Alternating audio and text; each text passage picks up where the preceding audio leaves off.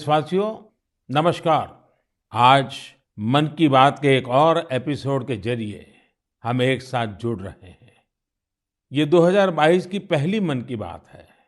आज हम फिर ऐसी चर्चाओं को आगे बढ़ाएंगे जो हमारे देश और देशवासियों की सकारात्मक प्रेरणाओं और सामूहिक प्रयासों से जुड़ी होती है।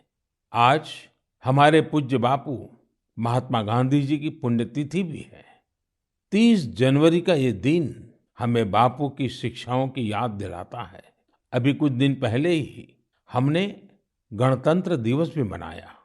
दिल्ली में राजपथ पर हमने देश के शौर्य और सामर्थ्य की जो झांकी देखी, उसने सबको गर्व और उत्साह से भर दिया है। एक परिवर्तन जो आपने देखा होगा, अब गणतंत्र दिवस समारोह 23 जनवरी यानी नेताजी सुभाष चंद्र बोस की जन्म जयंती से शुरू होगा और 30 जनवरी तक यानी गांधी जी की पुण्यतिथि तक चलेगा। इंडिया गेट पर नेताजी की डिजिटल प्रतिमा भी स्थापित की गई है। इस बात का जिस प्रकार से देश ने स्वागत किया, देश के हर कोने से आनंद की जो लहर उठी, हर देशवासी ने जिस प्रकार की भावनाएं प्रकट की, उसे हम कभी भूल नहीं सकते हैं। साथियों, आजादी के अमृत महोत्सव में देश इन प्रयासों के जरिए अपने राष्ट्रीय प्रतीकों को पुनर्प्रतिष्ठित कर रहा है। हमने देखा कि इंडिया गेट के समीप अमर जवान ज्योति और पास में ही नेशनल वॉर मेमोरियल पर प्रज्वलित ज्योति को एक किया गया। इस भावुक अवसर पर कितने ही देशवासियों और शहीद परिवारों की आंखों में आंसू थे। नेशनल वॉर मेमोरियल में आजादी के बाद से शहीद हुए देश के सभी जाबाजों के नाम अंकित किए गए हैं। मुझे सेना के कुछ पूर्व जवानों ने पत्र लिखकर कहा है कि शहीदों की स्मृति के सामने प्रज्वलित हो रही अमर जवान ज्योति शहीदों की अमरता का प्रतीक है। सच में अमर जवान ज्योति की ही तरह हमारे शहीद, उनकी प्रेरणा और उनके योगदान भी अमर है। मैं आप सभी से कहूंगा, जब भी अवसर मिले नेशनल वॉर मेमोरियल जरूर जाएं। अपने परिवार और बच्चों को भी जरूर ले जाएं। यहाँ आपको एक अलग ऊर्जा और प्रेरणा का अनुभव होगा। साथियों, अमृत महोत्सव के इन आयोजनों के बीच देश में कई महत्वपूर्ण राष्ट्रीय पुरस्कार भी दिए गए। एक है प्रधानमंत्री राष्ट्रीय बाल पुरस्कार। ये पुरस्कार उन बच्चों को मिले जिन्होंने छोटी सी उम्र में साहसिक और प्रेरणादायी काम किए हैं। हम सबको अपने घरों में इन बच्चों के बारे में जरूर बताना चाहिए। इनसे हमारे बच्चों को भी प्रेरणा मिलेगी और उनके भीतर देश का नाम रोशन करने का उत्साह जगेगा। देश में अभी पद्म सम्मान की भी घोषणा हुई है। पद्म पुरस्कार पाने वाले में कई ऐसे नाम भी हैं जिनके बारे में बहुत कम लोग जानते हैं। ये हमारे देश के अनसंग हीरोज हैं, जिन्होंने साधारण परिस्थितियों में असाधारण काम किए हैं। जैसे कि उत्तराखंड की बसंती देवी जी को पद्मश्री से सम्मानित किया गया है। बसंती देवी ने अपना पूरा जीवन संघर्षों के बीच जिया। कम उम्र में ही उनके पति का निधन हो गया था और वो एक आश्रम में रहने लगी। यहाँ रहकर उन्होंने नदी को बचाने के लिए संघर्ष किया और पर्यावरण के लिए असाधारण योगदान दिया। उन्होंने महिलाओं के सशक्तिकरण के लिए भी काफी काम किया है। इसी तरह मणिपुर की 77 साल की लौरेम्बम बिनो देवी दशकों से मणिपुर की लीबा टेक्सटाइल आर्ट का संरक्षण कर रही है। उन्हें भी पद्मश्री से सम्मानित किया गया है। मध्य प्रदेश के अर्जुन सिंह को बैगा आदिवासी नृत्य की कला को पहचान दिलाने के लिए पद्म सम्मान मिला है।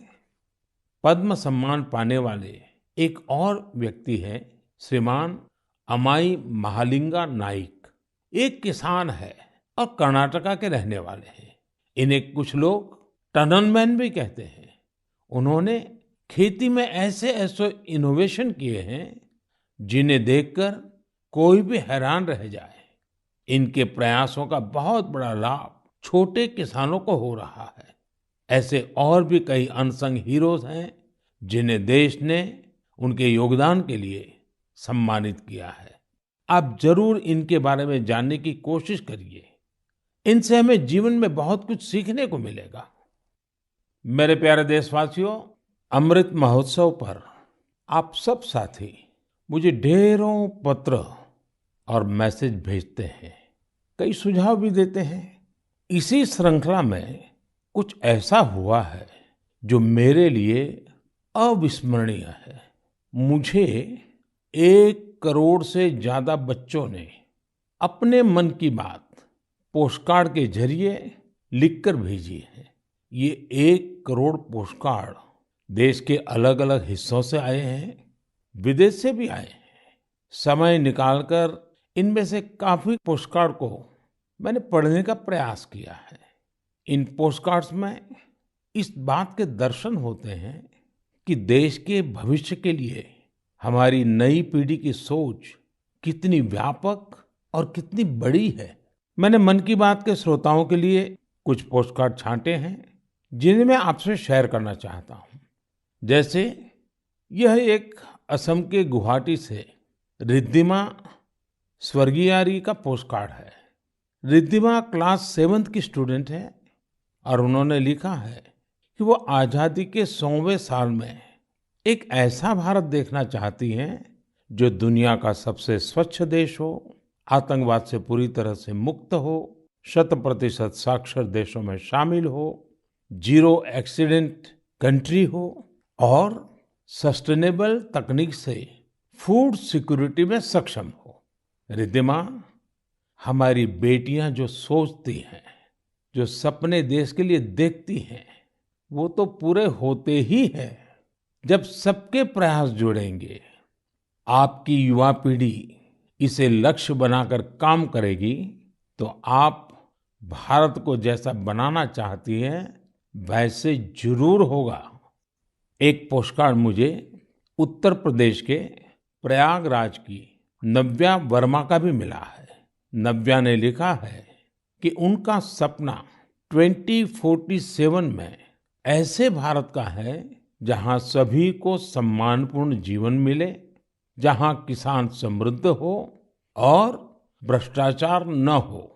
नव्या, देश के लिए आपका सपना बहुत सराहनीय है।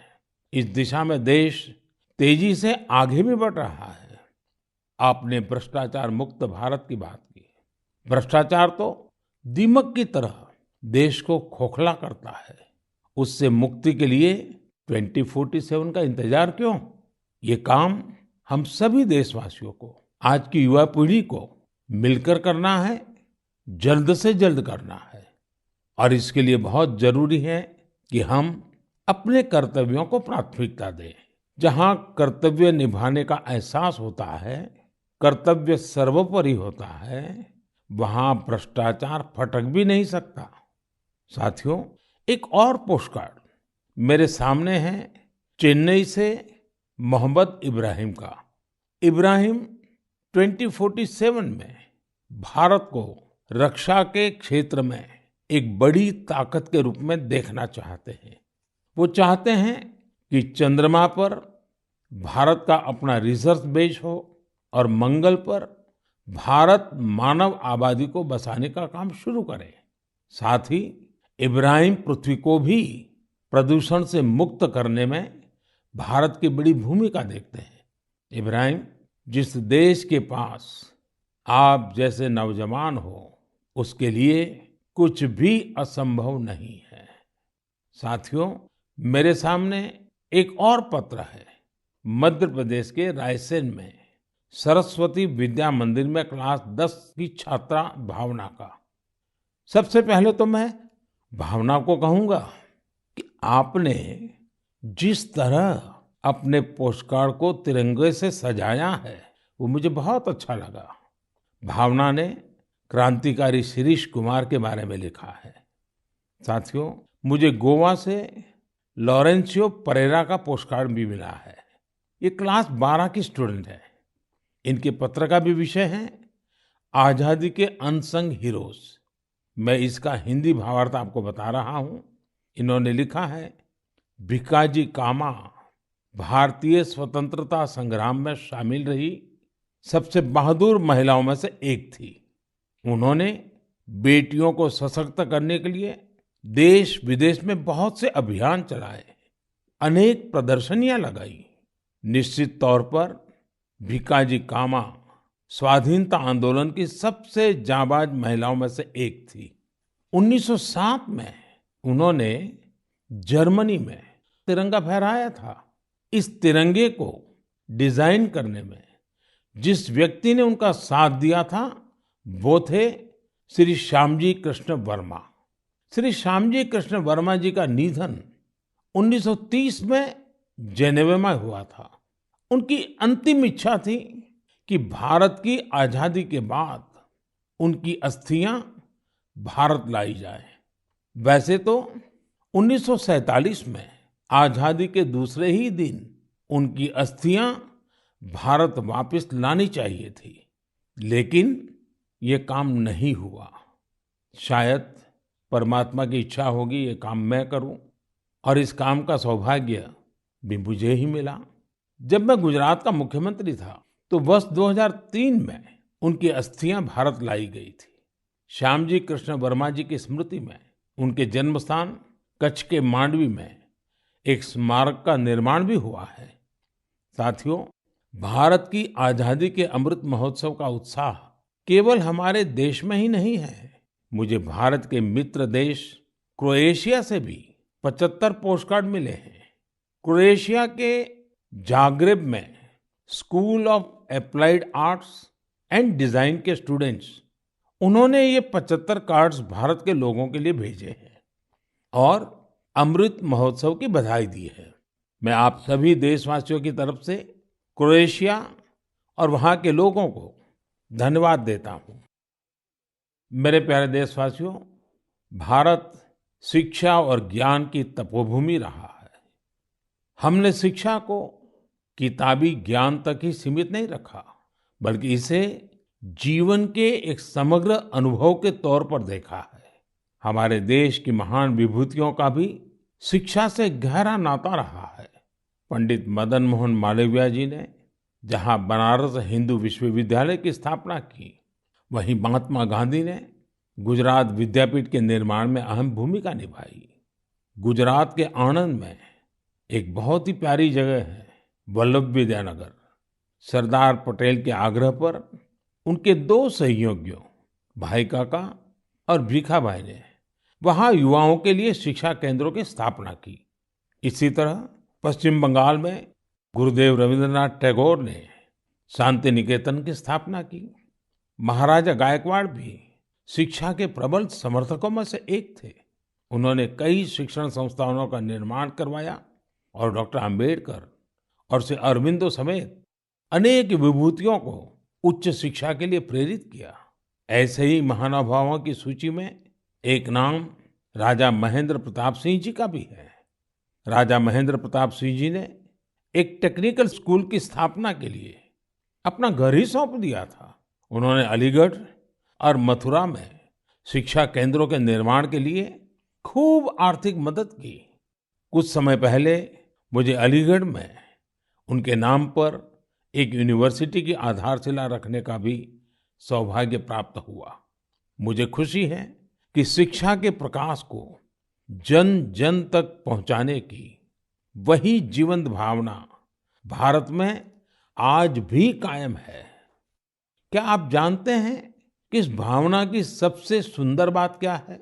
वो ये है कि शिक्षा को लेकर ये जागरूकता समाज में हर स्तर पर दिख रही है।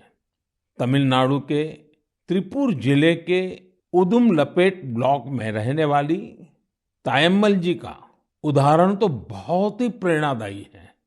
तायम्मल जी के पास अपनी कोई जमीन नहीं है। बरसों से इनका परिवार नारियल पानी बेचकर अपना गुजर बसर कर रहा है।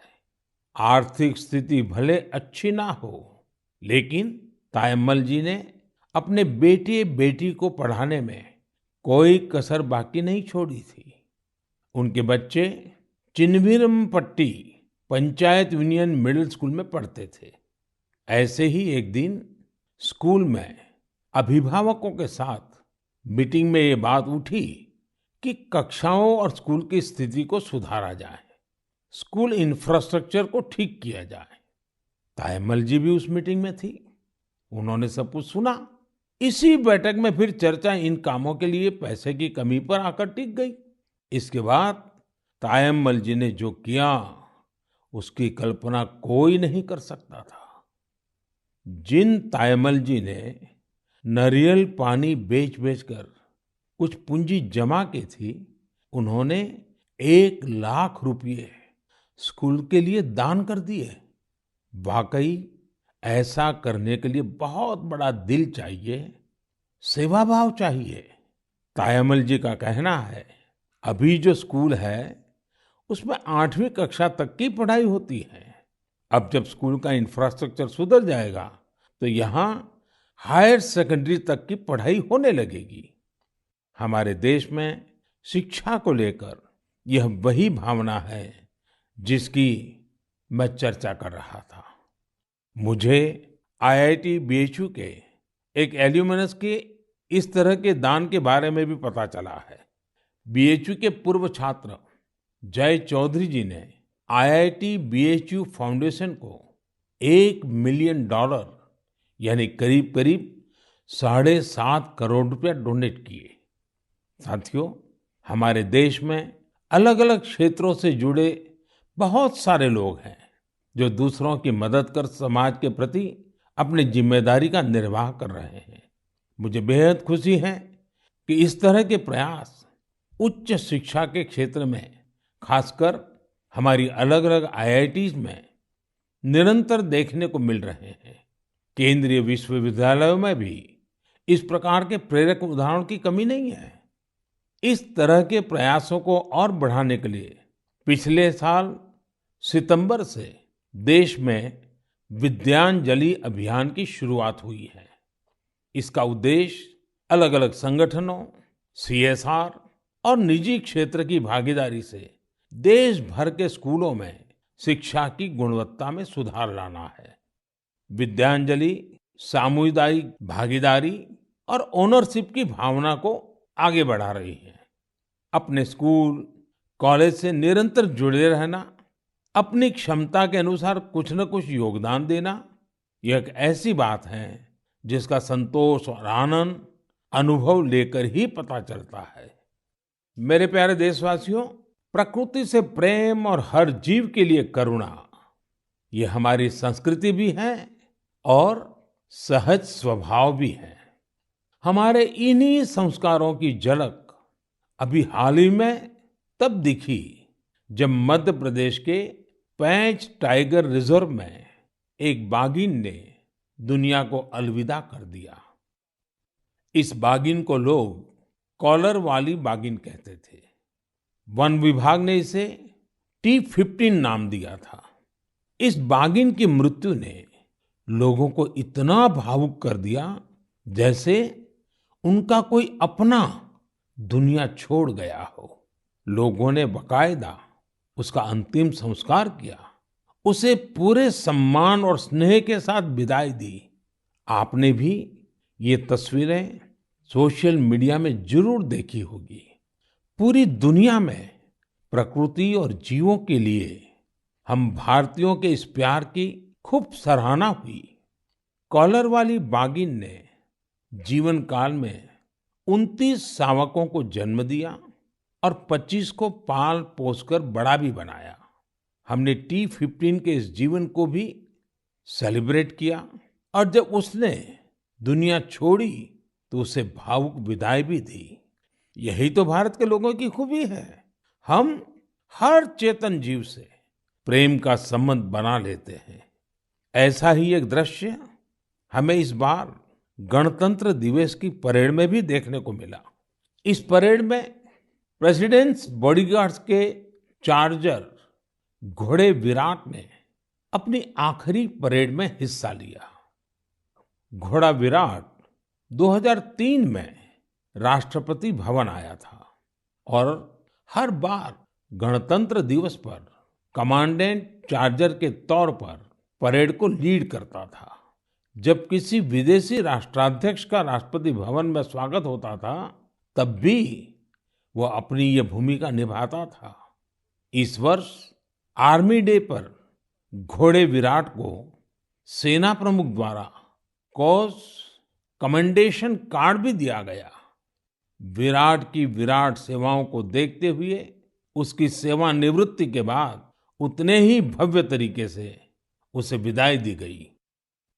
मेरे प्यारे देशवासियों, जब एकनिष्ठ प्रयास होता है, नेक नियत से काम होता है, तो उसके परिणाम भी मिलते हैं। इसका एक बेहतरीन उदाहरण सामने आया है असम से। असम का नाम लेते ही वहां के चाय बागान और बहुत सारे नेशनल पार्क का ख्याल आता है।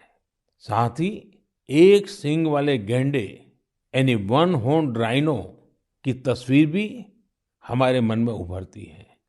आप सभी जानते हैं कि एक सींग वाला गैंडा हमेशा से असमिया संस्कृति का हिस्सा रहा है।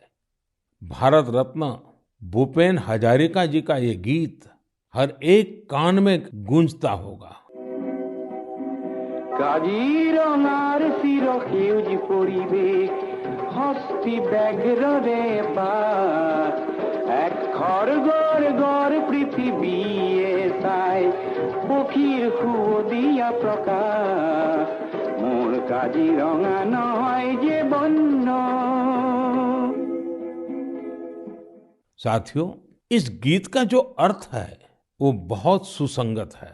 इस गीत में कहा गया है, काजीरंगा का हरा भरा परिवेश, हाथी और बाघ का निवास, एक सींग वाले गैंडे को पृथ्वी देखे, पक्षियों का मधुर कलरव सुने। असम की विश्व प्रसिद्ध हथकरघा पर बुनी गई मूंगा और एरी की पोशाकों में भी गैंडों की आकृति दिखाई देती है। असम की संस्कृति में जिस गैंडे की इतनी बड़ी महिमा है, उसे भी संकटों का सामना करना पड़ता था। वर्ष 2013 में 37 और 2014 में 32 गैंडों को तस्करों ने मार डाला था। इस चुनौती से निपटने के लिए पिछले 7 वर्षों में असम सरकार के विशेष प्रयासों से गैंडों के शिकार के खिलाफ एक बहुत बड़ा अभियान चलाया गया। पिछले 22 सितंबर को वर्ल्ड राइनो डे के मौके पर तस्करों से जब्त किए गए 2400 से ज्यादा सींगों को जला दिया गया था। यह तस्करों के लिए एक सख्त संदेश था। ऐसे ही प्रयासों का नतीजा है कि अब असम में गैंडों के शिकार में लगातार कमी आ रही है। जहां 2013 में 37 गैंडे मारे गए थे, वहीं 2020 में 2 और 2021 में सिर्फ 1 गैंडे के शिकार का मामला सामने आया है। मैं गैंडों को बचाने के लिए असम के लोगों के संकल्प की सराहना करता हूं। साथियों, भारतीय संस्कृति के विविध रंगों और आध्यात्मिक शक्ति ने हमेशा से दुनिया भर के लोगों को अपनी ओर खींचा है। अगर मैं आपसे कहूं कि भारतीय संस्कृति अमेरिका, कनाडा, दुबई, सिंगापुर, पश्चिमी यूरोप और जापान में बहुत ही लोकप्रिय है, तो ये बात आपको बहुत सामान्य लगेगी, आपको कोई हैरानी नहीं होगी। लेकिन अगर ये कहूं कि भारतीय संस्कृति का लैटिन अमेरिका और साउथ अमेरिका में भी बड़ा आकर्षण है, तो आप एक बार जरूर सोच में पड़ जाएंगे। मैक्सिको में खादी को बढ़ावा देने की बात हो या फिर ब्राजील में भारतीय परंपराओं को लोकप्रिय बनाने का प्रयास, मन की बात में हम इन विषयों पर पहले चर्चा कर चुके हैं। आज मैं आपको अर्जेंटीना में फहरा रहे भारतीय संस्कृति के परचम के बारे में बताऊंगा। अर्जेंटीना में हमारी संस्कृति को बहुत पसंद किया जाता है। 2018 में मैंने अर्जेंटीना की अपनी यात्रा के दौरान योग के कार्यक्रम में योगा फॉर पीस में हिस्सा लिया था। यहाँ अर्जेंटीना में एक संस्था है, हस्तिनापुर फाउंडेशन। आपको सुनकर के आश्चर्य होता है ना, कहाँ अर्जेंटीना और वहाँ भी हस्तिनापुर फाउंडेशन। यह फाउंडेशन अर्जेंटीना में भारतीय वैदिक परंपराओं के प्रसार में जुटा है। इसकी स्थापना 40 साल पहले एक मैडम प्रोफेसर एडा एल्ब्रेट ने की थी। आज प्रोफेसर एडा एल्ब्रेट 90 वर्ष की होने जा रही है। भारत के साथ उनका जुड़ाव कैसे हुआ, ये भी बहुत दिलचस्प है। जब वो 18 साल की थी, तब पहली बार भारतीय संस्कृति की शक्ति से उनका परिचय हुआ। उन्होंने भारत में काफी समय भी बिताया, भगवत गीता और उपनिषदों के बारे में गहराई से जाना। आज हस्तिनापुर फाउंडेशन के 40,000 से अधिक सदस्य हैं और अर्जेंटीना एवं अन्य लैटिन अमेरिकी देशों में इसकी करीब 30 शाखाएं हैं। हस्तिनापुर फाउंडेशन ने स्पेनिश भाषा में 100 से अधिक वैदिक और दार्शनिक ग्रंथ भी प्रकाशित किए हैं। इनका आश्रम भी बहुत मनमोहक है। आश्रम में 12 मंदिरों का निर्माण कराया गया है, जिनमें अनेक देवी देवताओं की मूर्तियां हैं। इन सब के केंद्र में एक ऐसा मंदिर भी है जो अद्वैतवादी ध्यान के लिए बनाया गया है। साथियों, ऐसे ही सैकड़ों उदाहरण यह बताते हैं हमारी संस्कृति हमारे लिए ही नहीं बल्कि पूरी दुनिया के लिए एक अनमोल धरोहर है। दुनिया भर के लोग उसे जानना चाहते हैं, समझना चाहते हैं, जीना चाहते हैं। हमें भी पूरी जिम्मेदारी के साथ अपनी सांस्कृतिक विरासत को खुद अपने जीवन का हिस्सा बनाते हुए सब लोगों तक पहुंचाने का प्रयास करना चाहिए। मेरे प्यारे देशवासियों, मैं अब आपसे और खासकर अपने युवाओं से एक प्रश्न करना चाहता हूं। आप सोचिए, आप एक बार में कितने पुशअप कर सकते हैं? मैं जो आपको बताने वाला हूं वो निश्चित रूप से आपको आश्चर्य से भर देगा। मणिपुर में 24 साल के युवा थोनाओजम निरंजॉय सिंह ने 1 मिनट में 109 पुशअप्स का रिकॉर्ड बनाया है। निरंजॉय सिंह के लिए रिकॉर्ड तोड़ना कोई बात नहीं है। इससे पहले भी उन्होंने 1 मिनट में एक हाथ से सबसे ज्यादा नकल पुशअप्स का रिकॉर्ड बनाया था। मुझे पूरा विश्वास है कि निरंजॉय सिंह से आप प्रेरित होंगे और फिजिकल फिटनेस को अपने जीवन का हिस्सा बनाएंगे। साथियों, आज मैं आपके साथ लद्दाख की एक ऐसी जानकारी साझा करना चाहता हूं जिसके बारे में जानकर आपको जरूर गर्व होगा। लद्दाख को जल्द ही एक शानदार ओपन सिंथेटिक ट्रैक और एस्ट्रो टर्फ फुटबॉल स्टेडियम की सौगात मिलने वाली है। यह स्टेडियम 10,000 फीट से अधिक की ऊंचाई पर बन रहा है और इसका निर्माण जल्द पूरा होने वाला है। लद्दाख का यह सबसे बड़ा ओपन स्टेडियम होगा जहां 30,000 दर्शक एक साथ बैठ सकेंगे। लद्दाख के इस आधुनिक फुटबॉल स्टेडियम में 8 लेन वाला एक सिंथेटिक ट्रैक भी होगा। इसके अलावा यहाँ 1,000 बेड वाले एक हॉस्टल की सुविधा भी होगी।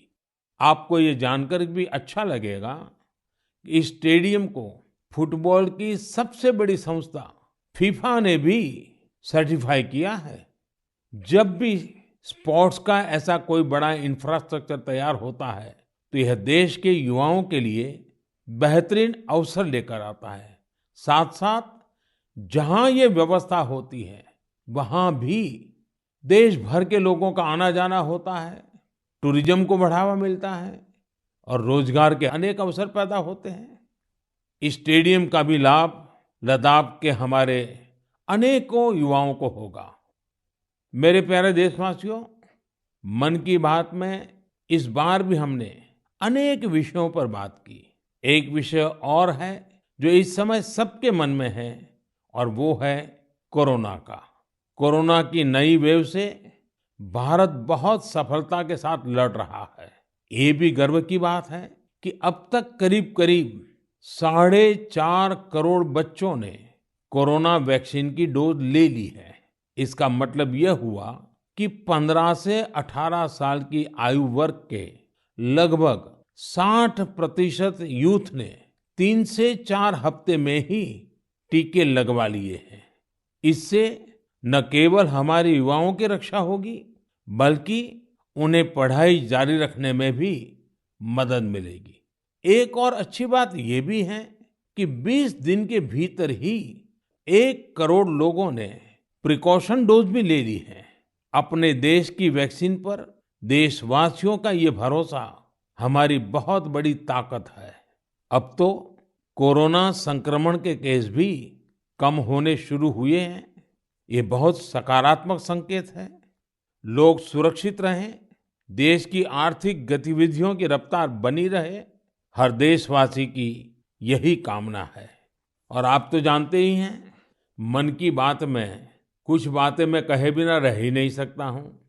जैसे स्वच्छता अभियान को हमें भूलना नहीं है, सिंगल यूज प्लास्टिक के खिलाफ अभियान को हमें और तेजी लानी जरूरी है।